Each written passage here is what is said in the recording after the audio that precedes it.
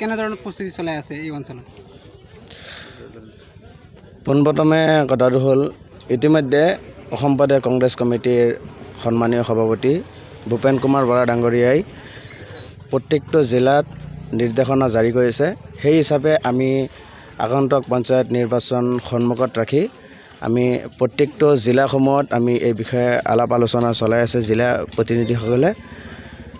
লগতে আগন্তুক পঞ্চায়ত নিৰ্বাচন সম্বন্ধীয় যি আমাৰ প্ৰস্তুতি সেয়া ক'বলৈ গ'লে আমাৰ গোটেই অসমতে ডিষ্ট্ৰিক্ট পৰ্যায়ত মানে চলি আছে কামখিনি, আৰু ৱাৰ্ডসমূহতো এই কামখিনি চলি আছে সম্পূৰ্ণকৈ।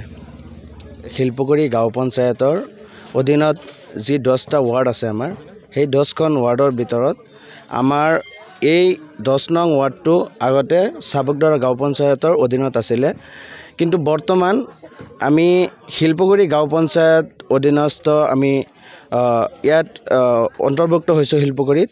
এতিয়া কথাটো হ'ল কি, আগতে 10 নং ৱাৰ্ডটো যিহেতু চাবুকদৰাত আছিলে, এতিয়া শিলপুখুৰীলৈ আহিলে।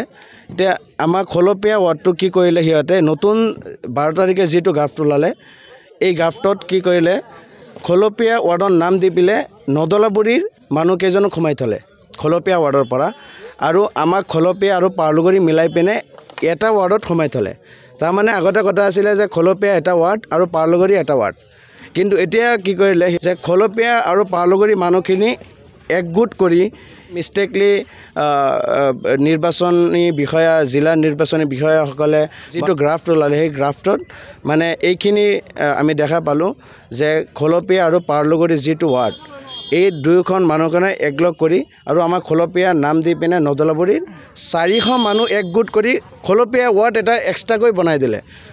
গতিকে it is a very unfortunate. নিৰ্বাচনী বিষয়া বা জিলা প্ৰতিনিধিসকলে এই বিষয়ে আলাপ আলোচনা কৰি আমাৰ খলপীয়া ৱাৰ্ডখনৰ যি আগতে প্ৰস্তুতি আছিলে বা যেনেধৰণে আগতে আমাৰ কামখিনি কৰিব বুলি আমাক আশ্বাস দিছিলে, তেওঁলোকক আমি বিনম্ৰতাৰে অনুৰোধ কৰিছোঁ এইখিনি হ'ব বুলি মই আশাবাদী। যিহেতু অসম চৰকাৰে দেখা গৈছে যে নতুন নিয়মত আগন্তুক নিৰ্বাচনৰ প্ৰস্তুতি চলাইছে, এতিয়া আপুনি কংগ্ৰেছৰ হৈ পেলাই কি ক'ব? আপুনি আগন্তুক পঞ্চায়ত নিৰ্বাচনত আমি সম্পূৰ্ণভাৱে প্ৰস্তুতি লৈছোঁ। কেনেকৈ আমি 10টা ৱাৰ্ডৰ ভিতৰত আমি কেনেকৈ মানে ওলাই যাব পাৰোঁ, সেই বিষয়ে আমি আলাপ আলোচনা ইতিমধ্যে কৰিছোঁ আমাৰ ৰাইজৰ লগত।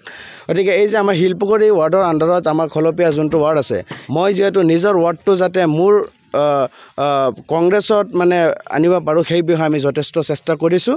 লগতে এই আৰু 10খন যি ৱাৰ্ড আছে আমাৰ শিলপুখুৰী আণ্ডাৰত, সেইখিনিও আমি কংগ্ৰেছৰ আণ্ডাৰত ৰাখিবলৈ আমি যত্ন কৰিছোঁ।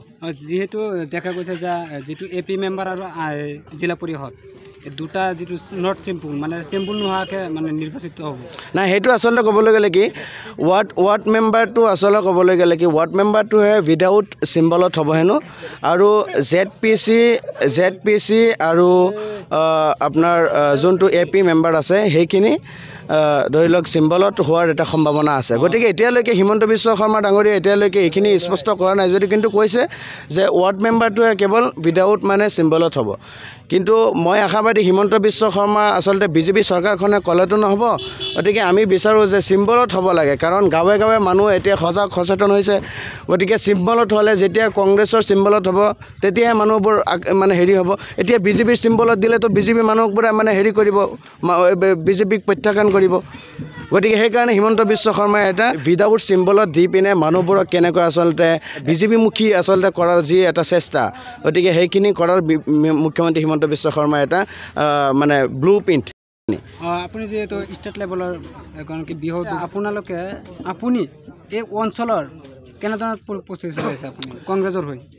নাই চাওক, প্ৰথম কথাটো হ'ল কি যে মই যিহেতু ষ্টেট লেভেলৰ এটা ডিপাৰ্টমেণ্টৰ সাধাৰণ সম্পাদক হিচাপে মোৰ এটা দায়িত্ব আছে।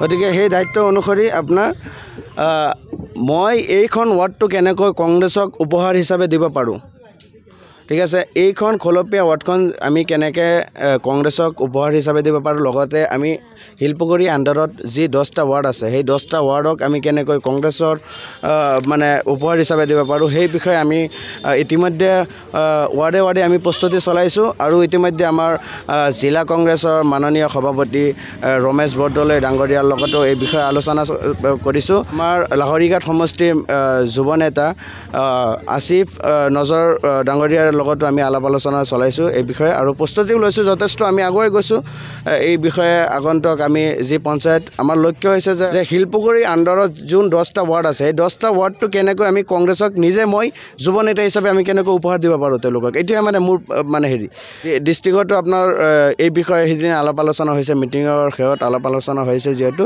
গতিকে এই বিষয়ে আমি সম্পূৰ্ণ প্ৰস্তুত পঞ্চায়ত নিৰ্বাচনৰ বাবে আমি সম্পূৰ্ণ প্ৰস্তুত হৈছোঁ